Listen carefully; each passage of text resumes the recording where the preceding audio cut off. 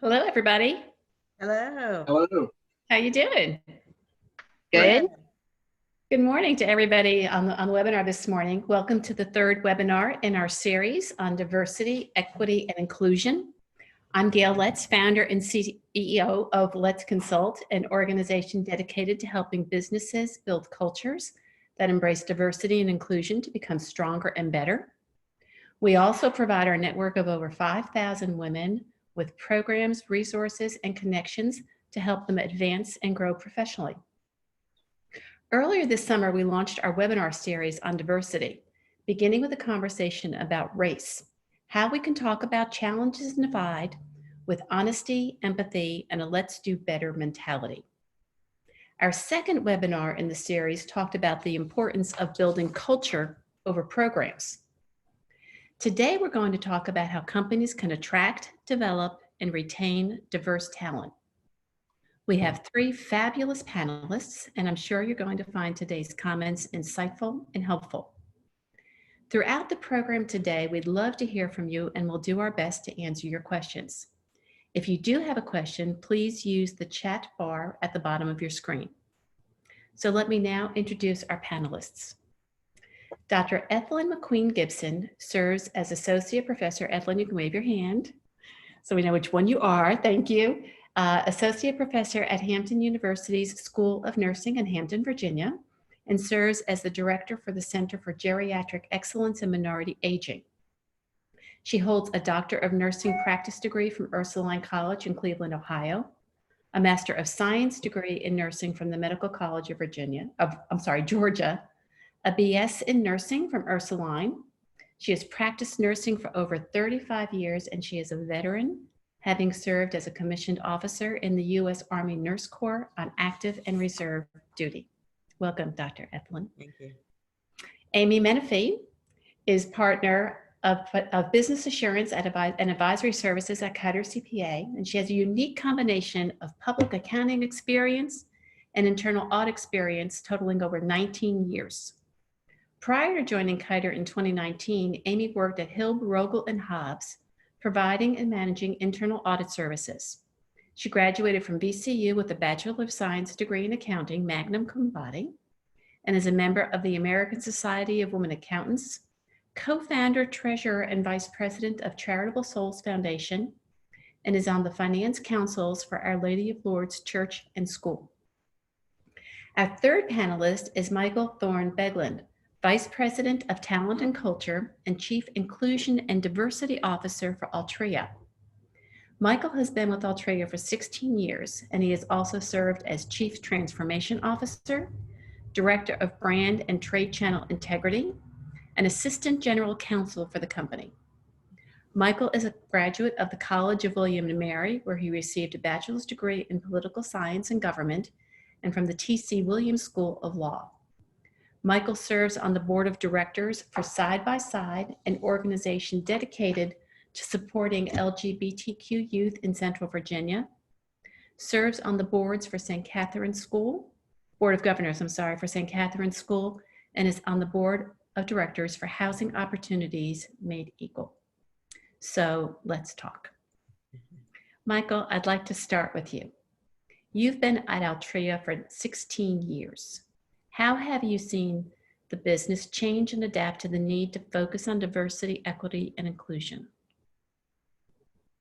Great. Well, Gil, thank you, first of all, and Dr.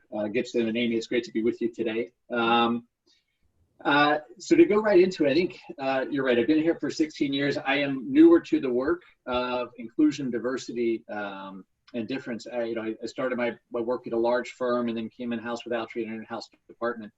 And I think, like, most companies, what we have seen, particularly established companies, as the world has changed, as our society has changed, we, I think, relied upon, I would say, notions of how to address this work from the late 90s, early 2000s, and sort of, I think, what we had built sort of brought that forward. And what I've seen, I think, particularly over the past few years, and then it's just exploded over the past few months, has been, I think, a willingness to step back from an approach to this work and come at it in a fundamentally different way. And before we get into that, I think that what even preceded, again, the past few months, and it was the notion that we have it on the business side. Any successful business organization, has ways of operating that they are comfortable with applying to core services, core business products.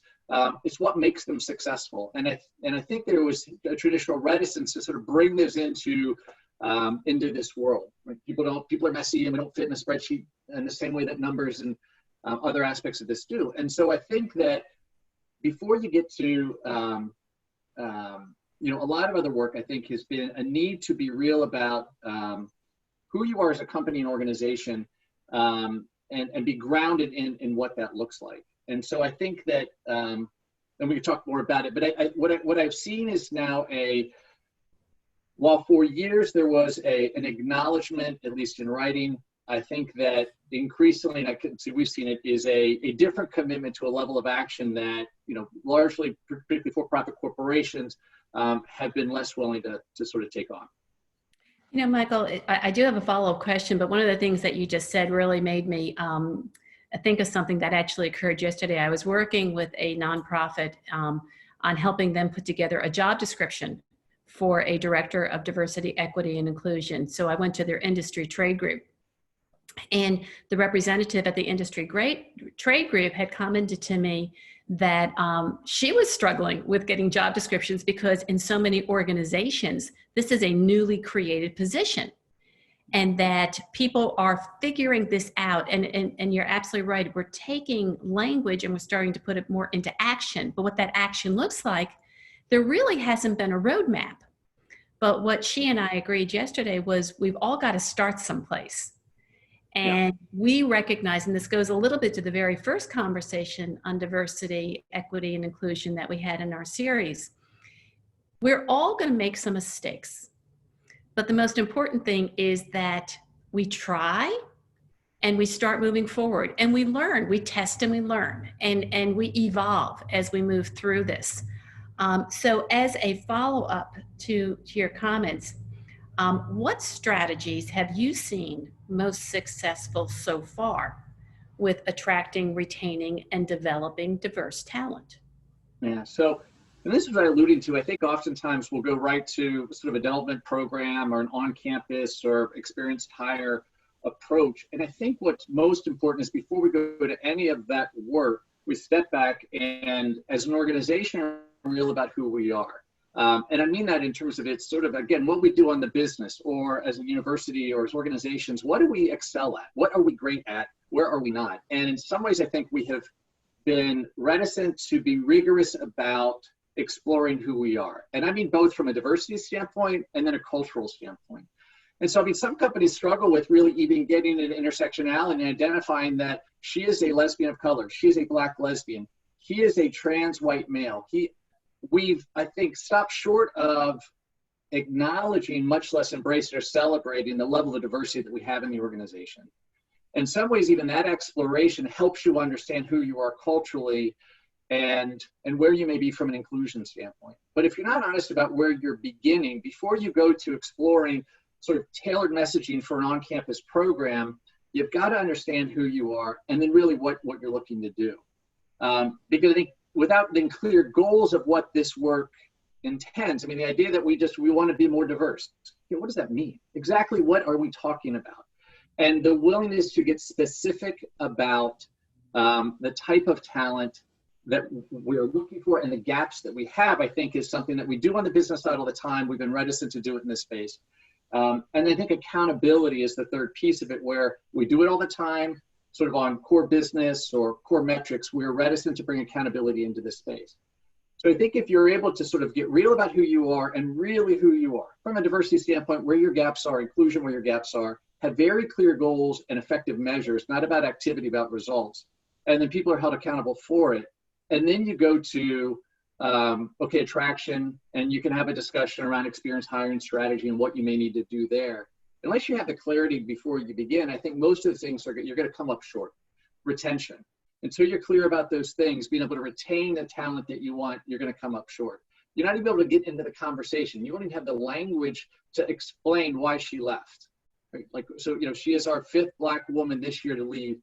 We can't even have a conversation about it because we don't talk about Black women leaving and why. And so I just think there's this foundational piece that I think before you get to those, that if you don't have, because again, you can have various different strategies on the others that can be effective depending upon who you are and what you do. But unless you do that initial work, I think in some ways you're going to be hamstrung in terms of ever being successful. I think those comments are spot on. I will say everybody is looking for a quick fix right now, and there are no quick fixes. And again, the conversation that I had yesterday with the industry trade group, we talked about the fact that you've got to really understand that culture to understand where you start. Because if you start trying to put solutions in place that are not going to work with that culture and you haven't changed culture, your programs are going to fail. So it's a constant evolution that this takes place. And again, one size does not fit all. But I do think it does start with that culture. So I think I can make one comment. okay. I think just, as we look at this entire diversity and inclusion world, that, every time you peel back a layer of the onion, there's another one there that you're like, oh, but what about this?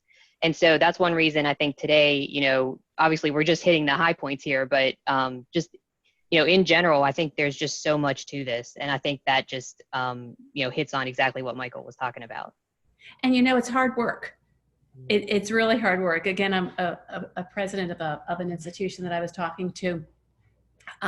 He talks all the right things and says we want to do all these wonderful things, but then there's these other business things that are getting in the way of meetings to address it. And it's hard. It's because there's no blueprint and there's no one size fits all and there's no silver bullet. So I agree. Thank you, Amy. And the one piece I'll say on that, honestly, I think different folks have different muscles to do the work. As a white man, my drive to work doesn't help me in this space. But driving Black to work every day, experiencing life while Black as a woman, there are different people that have done work in this space because of their lived experience. But for many of us that come in, again, as white folk, we haven't done the work around race in a way that most people of color have throughout their lives. And so I do think it is a lot of work. And some of us are differently positioned in that work in terms of having muscles that actually position us because we've been doing it our whole lives because of our lived experience, and we're able to bring that into the work context in a way that others of us can't. Thank you. So Dr. Gibson, first of all, thank you for your service. And I will say, as we've been putting together this program, getting the opportunity to get to know you has just been delightful. So it has been wonderful. You shared with me your story, your career journey to Hampton University. I'd love if you would share that with the folks that are on our webinar today. Talk about what you've personally experienced with companies, why you made decisions to either stay or to leave. What has attracted you? So, when I think about diversity and inclusion, I had a mentor many years ago who helped me keep it simple. She said, diversity actually gives you a seat at the table. Inclusion allows you to dance. And so whether I happen to be the woman who's joining the company, they give me a seat at the table. But as soon as I call in and say my child is ill, they're not going to let me dance and work from home and still do my work. If I happen to be an African American and they give me a seat at the table, but it is the Juneteenth holiday, and they say, well, I don't know what that holiday is, and so we can't be a part of that, and so I can't dance. And so I've looked at diversity and inclusion through that lens through my journey from Cleveland, Ohio, where I was invited to come to the table at an all-girls boarding school. But then when I got there and I wanted to dance and be like in the top 10 of the students, they were kind of like, well, wait a minute, that's not normal. But who says what's normal, right? And so I finished that journey in Cleveland, Ohio, and I then attended an all-women's college at Ursuline College. And then I decided I wanted to go back to school But I couldn't dance because I didn't have the money. So I then decided to join the military. And so in the military, I can say that if anybody has got it right, companies really should look at that model. Because if you look at the diversity and the rainbow that you see in the military, you see those who can come in as a private and they can excel to the top of the military company because there are some key ingredients in place. They promote education. It doesn't matter who you are or what you look like or who you love. They also give you equitable opportunity. So you can be a leader and they train you to become a leader. And if you fall down, they pick you back up so that you still are included in becoming a leader. They do a very good job with work-life balance. In the military, you have 30 days of leave. So that promotes that we believe that you can have that balance, whether that family is your spouse, your children, your parents. And so when you're in a culture that is promoting leadership, education, work-life balance, you can't help but say, I want to stay here. And so that's why you see people in that military culture who will stay for 20 plus years because they are giving back to their country, but because you have a big company that promotes diversity and inclusion. So as I left the military, I looked for those key ingredients in my jobs. So my very first job out of the military, I actually moved to a different state, and it was Washington State. And so totally different part of the world from, say, maybe being in the South. And so I looked for a company that would allow me to function and use those same assets. And so I found that in a large company. It was actually called MultiCare Health System. And so they had those key ingredients: work-life balance. Do you want to go back to school? Would you like to do community service? We participate in community service. And they participated in community service that touched all sectors of the community. That health system would be out there when it was Gay Pride Day. They would be out there when it was Juneteenth.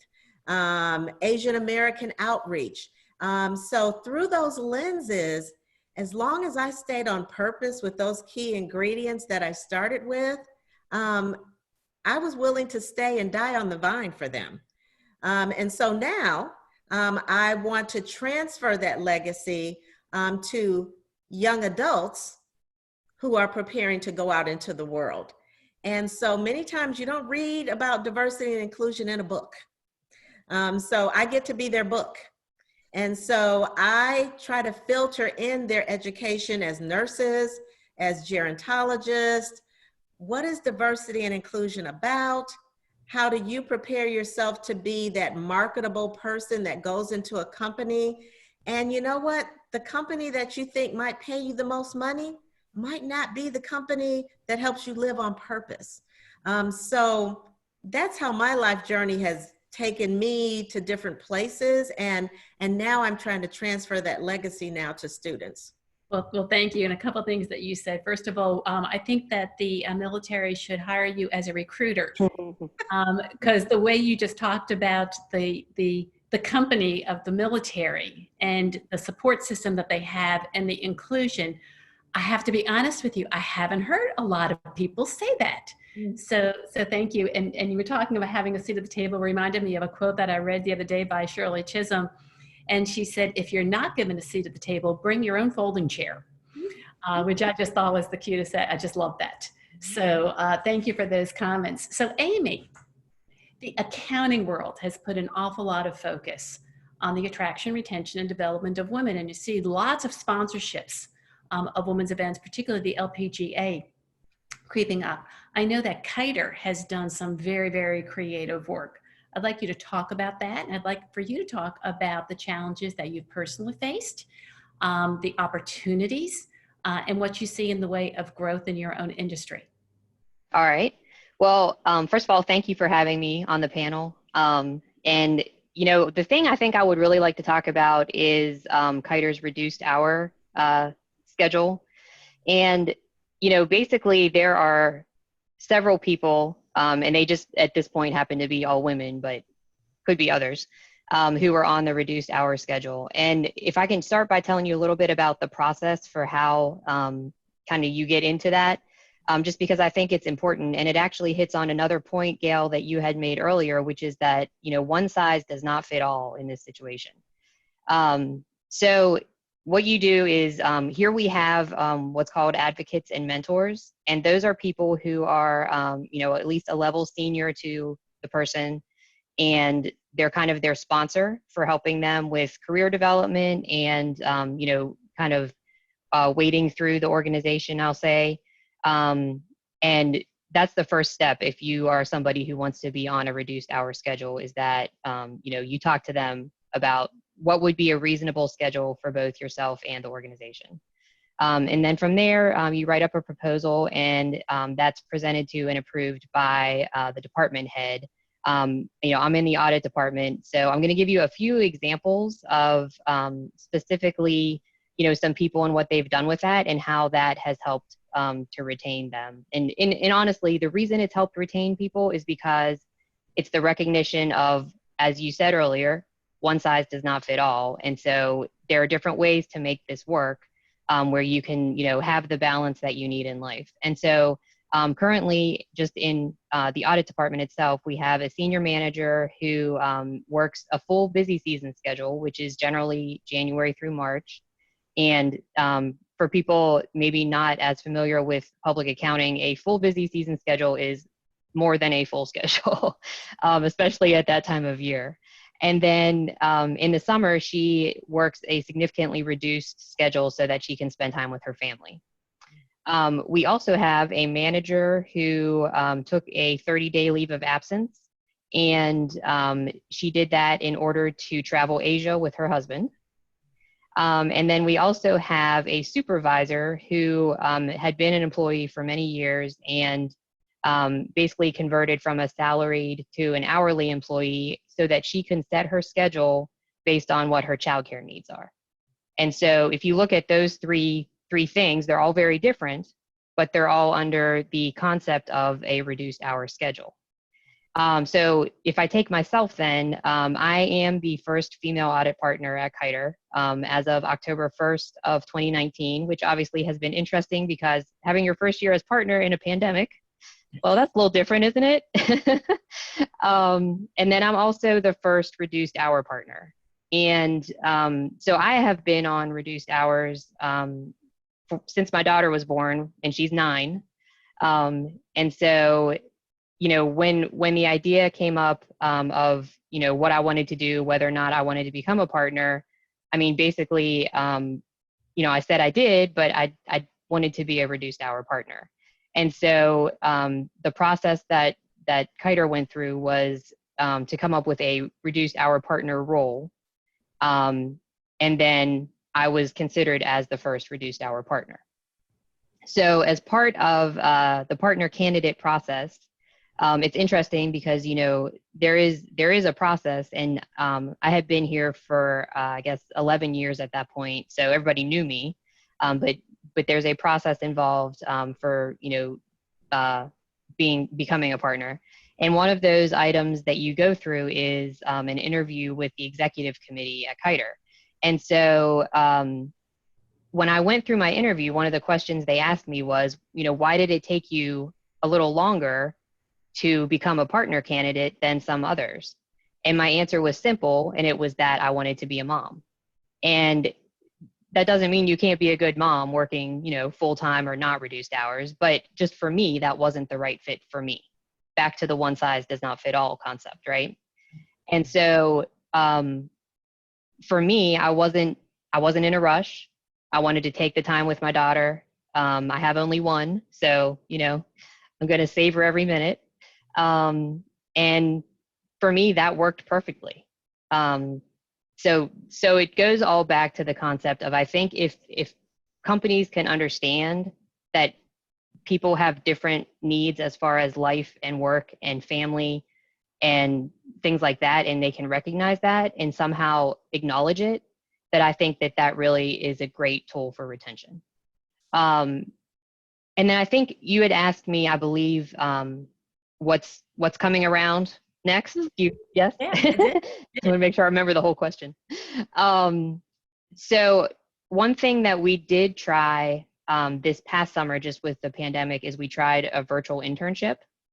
And, you know, a lot of companies had actually canceled their internships, but we went ahead with ours and just kind of shortened it and did it virtually.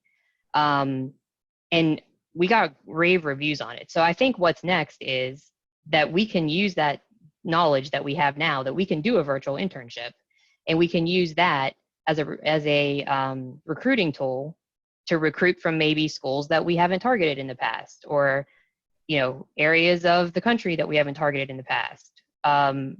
Things like that, where, you know, and honestly, kind of in the same vein, you know, even just having the flexibility that now people accept remote work more, that may help us as far as just, you know, retention of, maybe we can make different arrangements if, you know, in some circumstances.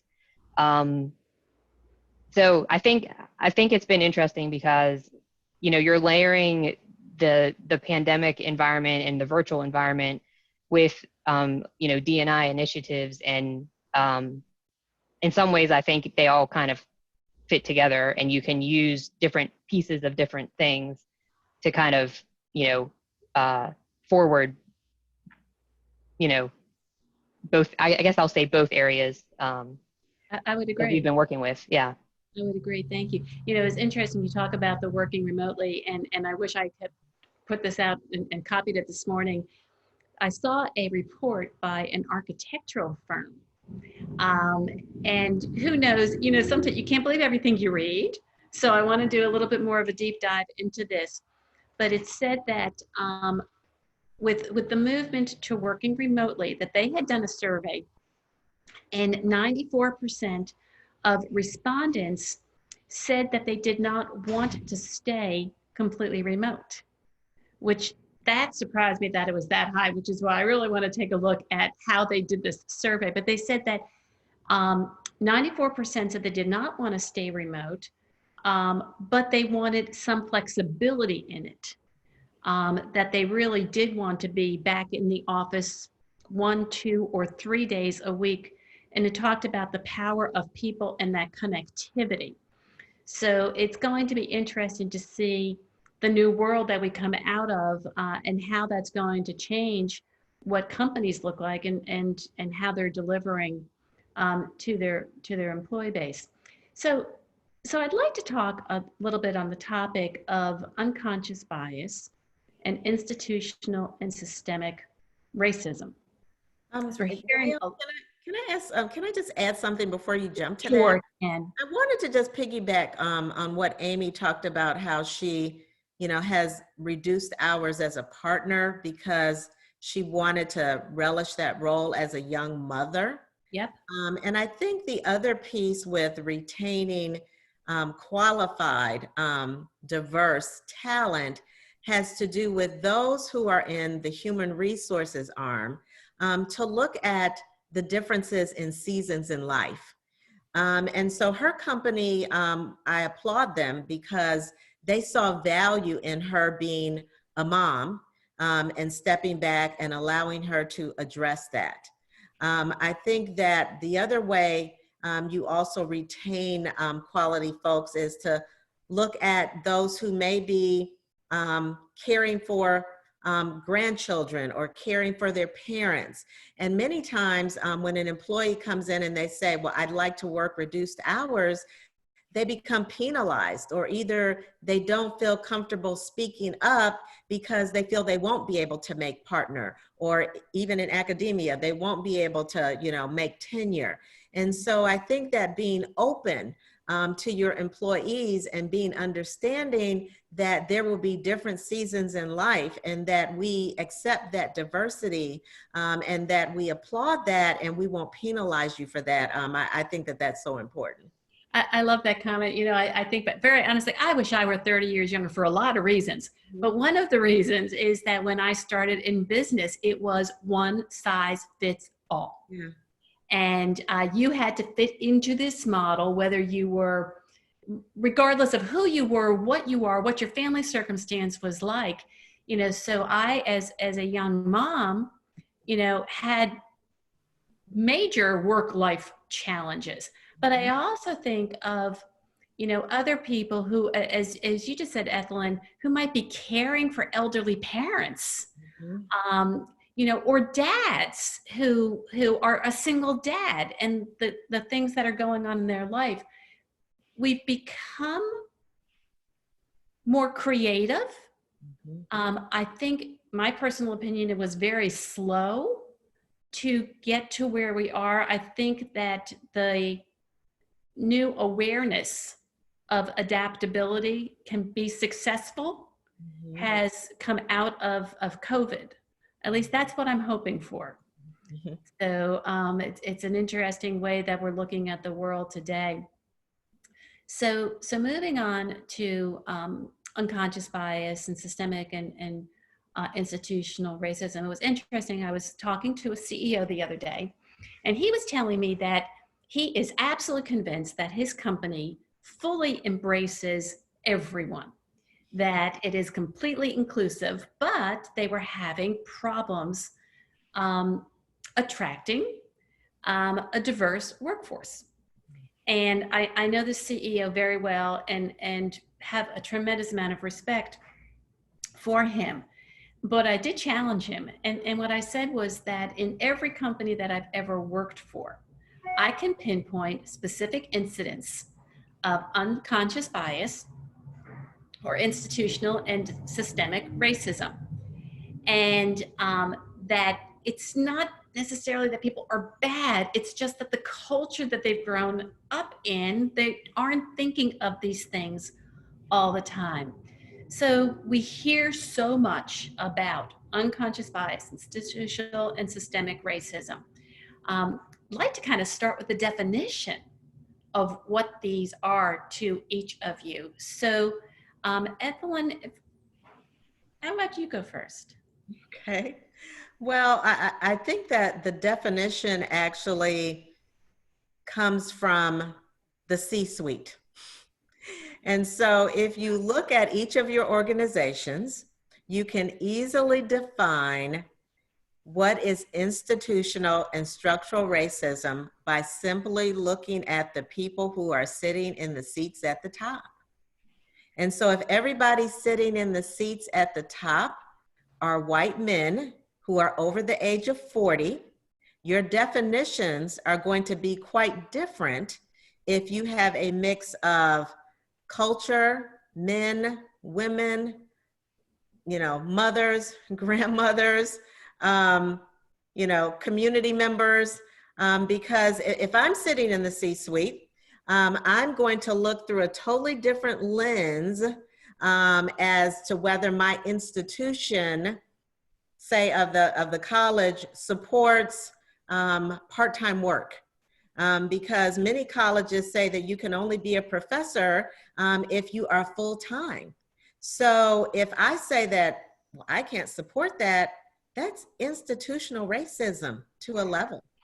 What is structural? Structural means that I say you can work remotely, but I'm actually calling you and I want you to be on your computer. And so actually structurally, I'm being very racist in my thought.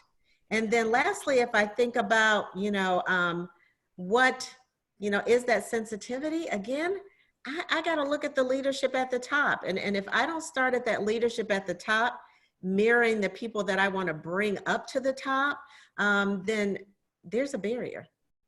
I would agree. Amy, what would you like to add to that? Well, I have a little bit more of a simplistic viewpoint, although, you know, Dr. Gibson has some actually very interesting points that make me think a lot, I have to say. So thank you for that. But my more simplistic thought was just, there are certain biases that we all have. And that if you look at unconscious bias, I mean, what is unconscious, right? You don't know you have them, right? So that's kind of my take on it, is finding out what your own biases are so that you as an individual can kind of recognize that. And then, at least, I don't know, I think a big part of it is just recognizing that you actually do have these biases, because then you can, modify, like, oh man, maybe I did that because I was thinking this way, and it kind of helps to frame, your actions and your words and things like that.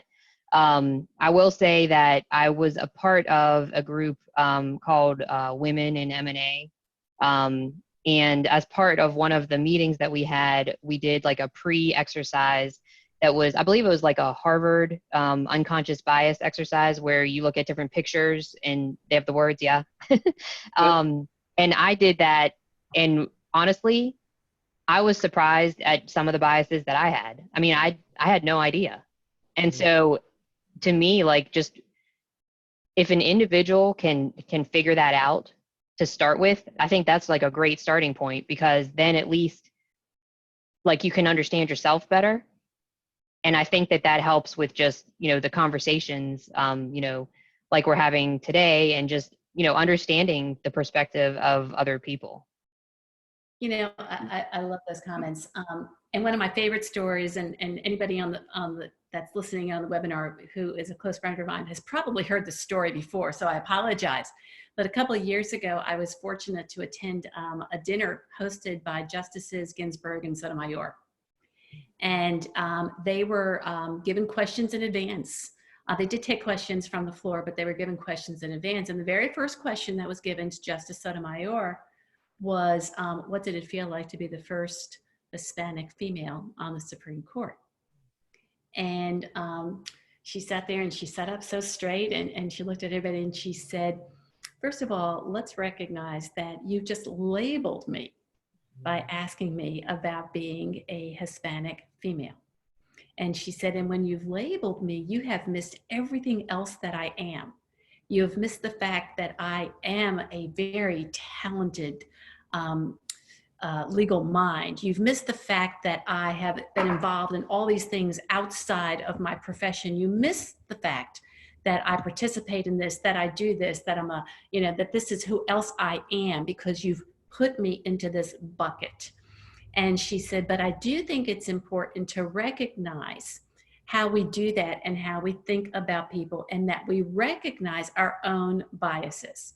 And then she went on to share some of her life experiences and how they have shaped her, and how she has worked to understand those perceptions to become a better person. So I think that's a lot of what you are saying, Amy. So thank you for that.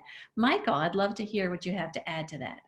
So I'd probably, somewhere in the middle, again, in some ways, I almost think of them as two houses, the bias and sort of the racism, systemic racism. Again, as Amy was pointing out, I think for me, bias is, everyone has them. Everyone. It's sort of, it's the way the mind is developed over many, many years, from when we lived in caves and why we don't now. And so there's some that have, things like, an overconfidence bias, or a confirmation bias, right? We have an idea, and then our mind is naturally drawn towards information that confirms a pre-existing understanding. To conservative bias, that we tend to, as our minds rely upon prior evidence as opposed to new evidence more likely. Affinity bias then gets us into this notion that we tend to have preferences for those that look like us or have shared experiences with us. So there's all of these, the wirings of the brain is how I think about it, that everyone has, that informs how we play out in everything, in work and in our lives. And that's, so again, and there are, not dozens, but many biases, right? And when you understand the different bias for, not being overconfident, or the confirmation bias issue, and then affirmation bias. And again, the Harvard implicit bias test that Amy's talking about is a great one to help you understand, in some ways, largely the bucket of affinity bias, and sort of whether we have preferences for for certain people based on race, ethnicity, gender, LGBT status. So that's all. So to me, there's a lot there to sort of deconstruct or understand about, again, how our mind shows up. And then you go to the other house, again, the racism, which again, simply, I would say is it's systemic racism, and it's systems of advantage or disadvantage based on race. Mhm. The systems of advantage or disadvantage based on race. With race as a construct that was created by, for whites to preserve power in a status quo. And I think that I think in the past, companies, I would say for-profit companies, have been comfortable engaged in the bias exploration because, again, affinity bias and other biases show up in how we operate. I think where we've been reticent to get involved is this idea of addressing systemic racism, and that any institution in America is prone to white supremacy, white centrality. It is, in many different ways, an institution to preserve advantages and disadvantages based on race. And without work to deconstruct that, you have systemic racism, you have persistent racism, you have advantages and disadvantages that are played out over time based on race. So that's how I think about them and why I see them as such separate houses, because again, we all operate in the house of bias, everyone. Right. We all and equally, right? And equally, right? And as Cesar, so again, we all have the affinity bias and the overconfidence bias that cuts across all of our differences. When you go into the house of racism, we are not equally situated, and the whole point is that it sets up a different structure that disadvantages some over others. And so it's a very different, I think, they're very different houses to navigate, but to recognize that we operate in both. So Michael, Altria, huge company, lots of good work that takes place in the company. How does leadership hold people accountable to addressing this and moving forward in the constructive manner that's necessary? Right. So I think, and I do think the past few months have been a watershed moment for us. And in some ways, this conversation is perfectly timed. And then it's also just like 1 week too soon, because on Monday, me and the CEO were going back to the entire organization to talk about the additional work that we're doing to address the experience of Black employees at the company, where I think we have moved from, as most organizations have, I think, traditionally doing bias training and unconscious bias, and so into a race of addressing racism and addressing systemic racism. And so I think we'll be announcing actually this afternoon to our officers, and then on Monday to the organization, the work that we're doing to sort of address all of it. And I think embedded in that is I think is greater clarity on what accountability looks like. So in the past, how you operated was factored in, but not as explicit as many had wanted, and not as consistent, I think, as everybody needed. And so I can reflect on my early career where the results that I delivered were largely what mattered. I mean, that's really what was looked to. And we talked about the need to be inclusive, and we talked about the need for diversity. But in terms of my performance and sort of how I was viewed as a leader or a contributor, it skewed heavily into that result. And what we are looking at, I think, now bringing forward is, again, transparency and metrics and ways to say, you are not a good leader because you don't know how to lead a diverse organization, right? And have in place a recognition, a truth that if you don't know how to lead an organization of women, an organization of women of color, you're not a good leader. And then having ways to measure that and hold leaders accountable, reward those that do it well, and let those that are not understand that that matters as well, and have a way in place to do that. Well, Michael, I'm going to circle back with you after these meetings and follow up with that to find out a little bit more details on what it is that you're rolling out. It sounds like you've got some very good work that you're going to be communicating over the next few days. Ethelyn, last week when we spoke, you talked about what colleges and universities are doing with their students to help them deal with these challenges, particularly as they go out into the real world and start applying for jobs. Can you talk about that? Because I found that absolutely fascinating. Yes, I must applaud my former employer before I came to Hampton University, so Virginia Commonwealth University. For the last, I want to say 7 years now, they actually have an arm that is called the Institute of Inclusion, Inquiry, and Innovation. And it is under the Senior Vice President for Diversity. And so the brainchild is that we want to immerse diversity and inclusion in all the schools, whether it's nursing, business, engineering. How do we help our students truly see what is implicit bias when you're out there in the community? How do you come to understand your own implicit bias? And then how do you begin to build your own tools so that when you're going out for the job interview, when you are out working with other students? So they asked us to develop a pop-up course. And so the name of the pop-up course, and you probably heard of the pop-up intention, is just pull it together. And it was called Whose Lives Matter? Not any particular lives, but whose lives matter? And so the students, classes were held over 3 weeks in 3 different locations. The first location was at the Greyhound bus station, because you would be amazed as if you sit in the corner of the bus station, who do you see coming in to catch the bus? You see mothers with children. You might see people using it because it's a homeless shelter. And you start thinking, as you look at all these different people in the bus station, I never thought that I looked at those people in that way. The second class is then held in the resource room, which is really the fancy term for the conference room in the middle of the public housing projects. And so first of all, the students were like, well, is it safe for us to come to, the public housing projects? Where should we park? Will it be okay? So they were starting to check themselves with some of the things that they had grown up with. And then the very last place that we held the class was in the middle of the playground. And so everybody says, if you can't play in the sandbox together, you can't play anywhere.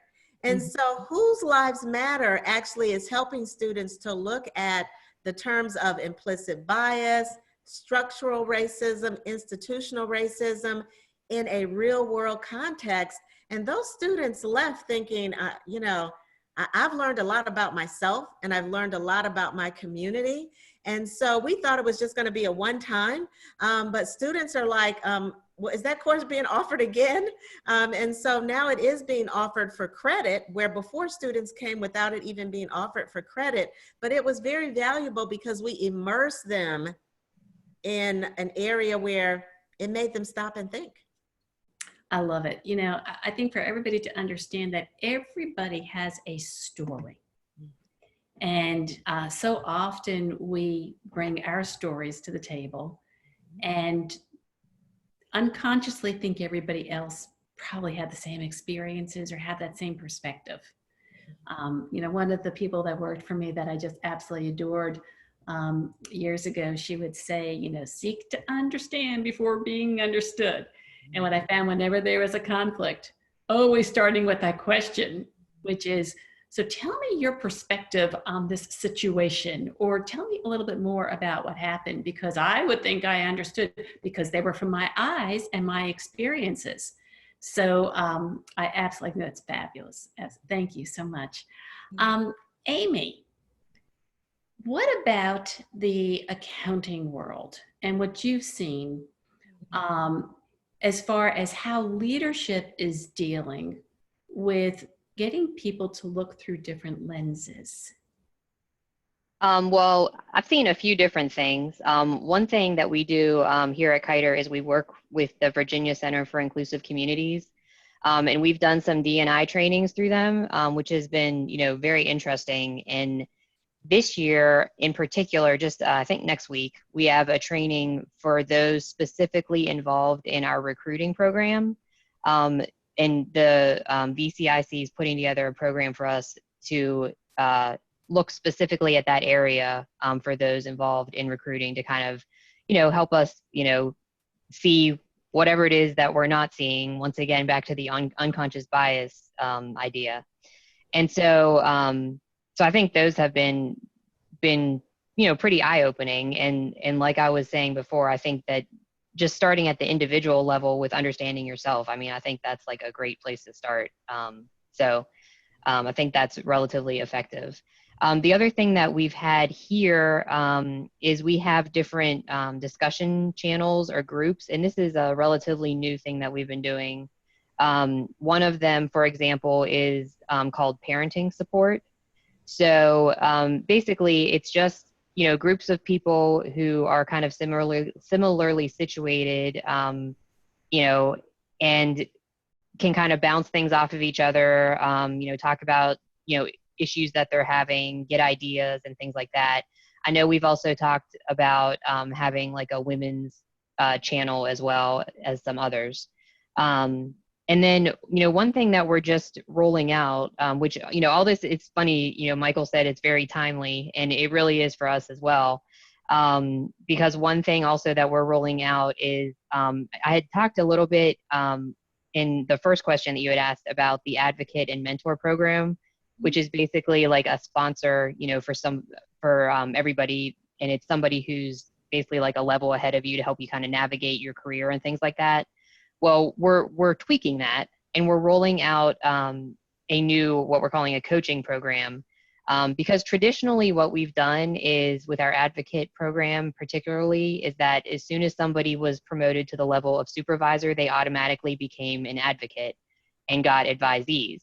But, as we talk about diversity, people have different strengths and weaknesses, and you need all of the different attributes and all of the different focus areas, but you don't need everybody to have every single one of them.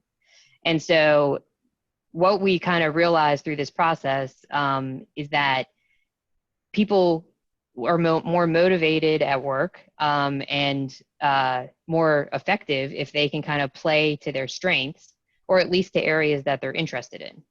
And so, you may have somebody who they love doing tax returns, right? And they are so good at doing tax returns. They're good at figuring out tax planning, that's like their strength, right?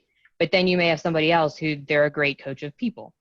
So, if somebody is not motivated by coaching people and they're more motivated by doing tax returns, we're trying to get them into the right spot and basically match their strengths and their motivation, what motivates them, with what they're actually doing on the job.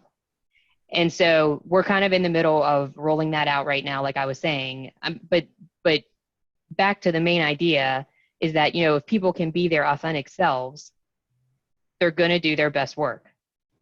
And that's kind of what this coaching rollout relates to is, okay, let's let people, instead of trying to, put the round peg in the square hole every day, let's really, work with what people are good at and what motivates them, and let's get them to do that. And then the other people that are good at the other stuff, they can do that. So that's kind of the idea. Obviously very simplified, but those are a few things that I've seen both in the industry and at Kiter. Well, what I really enjoy hearing is the fact that business is trying different things. And I think, Michael, you had said earlier that these last couple of months have kind of sped up that conversation. We've got to start, we really have to start doing something as opposed to just talking about it. So as we close in on the hour, the one thing that I'm going to ask everybody who's on the phone or in the webinar is, I really hope, this is the third of the series that we've had, and we've talked about how do you talk about it honestly. We've talked about culture. We've talked about building that workforce. We all see things every day that need to be corrected. And I'm just going to ask people to really pay attention to those things and make the statements that need to be made. The right way so that they're heard, but make them be heard. For businesses, we're going through a transformation right now. And I think that all of us as consumers need to look at who we're doing business and how those businesses are reacting to the world and to these pressures. And if they're being blind to it, personally, I'm not going to tell anybody what to do, but I think we need to let them know that maybe we're not going to be doing business there. There are terrific movements and changes that have taken place when people have said, you've got to do better, and it's got to stop just being lip service. And I'd like to see us start moving more towards that. So as we wrap up, Ethelyn, Amy, Michael, any last comments that you might have? This is Ethelyn. I just think that being open to the conversation and being patient with each other as you have the conversation, because I'm no expert in the area, and then maybe my other colleague who might have exhibited implicit bias, I must have patience with them as they learn. But as long as their heart is open, that's all that matters. Wonderful comment. Amy, Michael, anything else? I was just going to say that, your comment, Gail, on, if you see something, say something type of thing, I think that just goes back to, just understanding your own views and how you might see things differently than other people just based on your own life experience. And, I think just understanding that so that you can do exactly as you said and, kind of understand, where others are coming from as well. I think that's all really important in this whole, area. Thank you. Michael? Agreed, Amy. And just to build on Dr. Gibson's point, because I'm not a patient person, and so, for me, it has been a personal struggle as well to find the patients for the work and sort of how, and the time that some of this takes. And it's sort of trying to find the right space to be able to lean into the work and move the work forward with just an honest understanding of how long some things take, and then just carrying with that and holding with that the grace that is necessary in this work for all the reasons I think that So I think it really is just trying to kind of hold those things, both the patience for how long it takes, the commitment and the leaning in and the push to make it happen, and the grace that you need to. So would we make mistakes, and when that others show us the same grace that we're able to show them when they misstep or so. Well, I will say I love the word grace, and I think if we all embraced it, we'd be such a better world. And I do think that is how you effectuate change. So to the three of you, Dr. Gibson, Amy, Michael, thank you so much for being with us today. Loved having this chat with you. Loved your comments, your insights.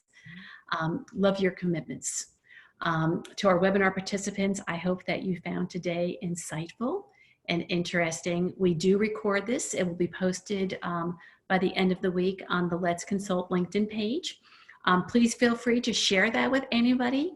But I really enjoyed having all of you with us today. So I wish everybody an absolutely fabulous day, and please stay healthy. Thanks so much for joining us. Bye, everybody. Thank you. Thank you. Thank you.